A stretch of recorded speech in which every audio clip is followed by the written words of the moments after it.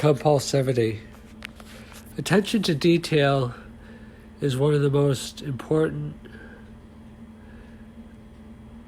qualities for success because you need to have big picture thinking. Some people are only detail oriented, but you also have to be about execution. You've heard the expression that success is 1% inspiration and 99% perspiration. But the great attention to detail has a diminishing point of returns and actually becomes negative predictor of success when it goes into compulsivity. So there's a few different aspects of this that I want to examine a little bit. One is in work, one is in relationships. Let's start with relationships. So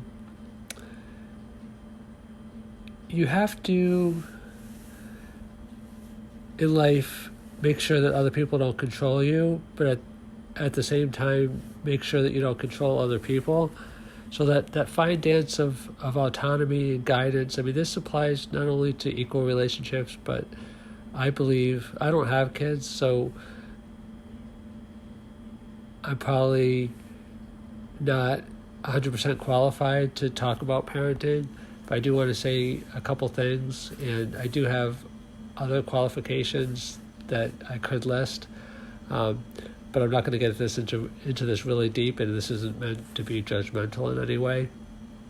I did do a podcast saying on your children are not your children, the famous thing by Gibran, which kind of has a spiritual, it's a very famous poem on the spirituality of life and also of parenting. But in terms of relationships, including parenting, but even broader, that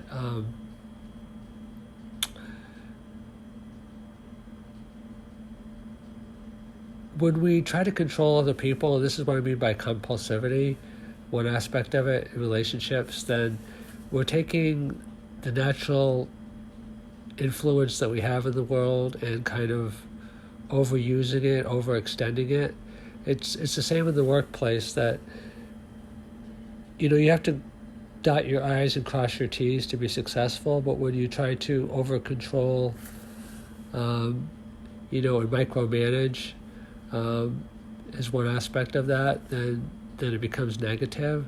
So let's see if I can explain this even clearer. So we're meant to, there's a famous expression, don't sweat the small stuff, and then it's all small stuff. So you can start to see as I get into different components of this, like how nuanced it can be. And if you become overly nuanced, then that itself is a form of compulsivity. So that's not good. But there is a high degree of nuance, before you get to compulsivity, and that kind of relates to the fine attention to detail. That some people just have very black and white thinking, and those people tend to generally not be as successful because life is, a little bit more nuanced than that sometimes, a little bit more gray in a lot of areas. And, what's appropriate and beneficial and successful in one circumstance is not necessarily in another. So you have to be able to tell, A from B from C. But in the work situation, you want to be able to see the forest for the trees. So you want to be big picture. But then when you start getting into implementation and execution, because 99% of successes, the saying goes, is execution. The world is full of good ideas that never get realized because they're not well executed. Then you want to be really, really concerned about quality, but you don't want to be perfectionistic. So the reason why a lot of people, in my belief, are not more successful is because they proverbially eyes are bigger than their stomach, or another way of saying it is another saying, which is that they bite off more than they can chew. So the key to success in life is just to be excellent at each thing. I did one podcast where I said you could be a cab driver, you could be a therapist, you could be a teacher, you could be a nuclear scientist.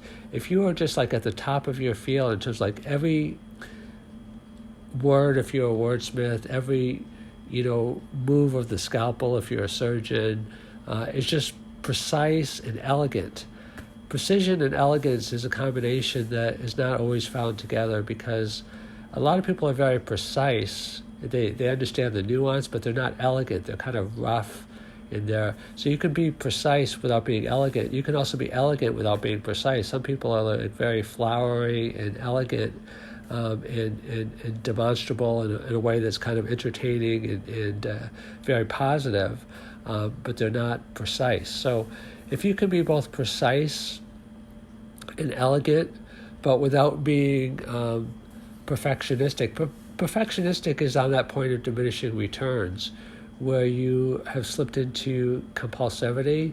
Life is not meant to be perfectionistic, but my life is meant to be very disciplined. I talked about like self-discipline and self-control being like the master skill, it said, that makes all other skills possible.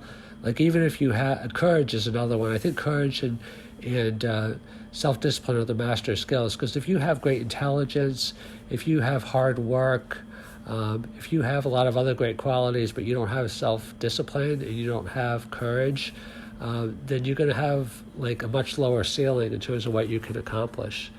So in regard to compulsivity, don't bite off more than you can chew. Really just focus on every action, and even every thought, because action arises from thought. Having it be both elegant and precise, and but don't become perfectionistic. Don't slip into compulsivity, but don't have a lack of persistence. Don't just say, well, it'll work out, or don't give up easily, or don't, try to only be big picture. Really sweat the details, but don't become compulsive. That's all I have to say about it, because anything more would be crossing the line into diminishing returns.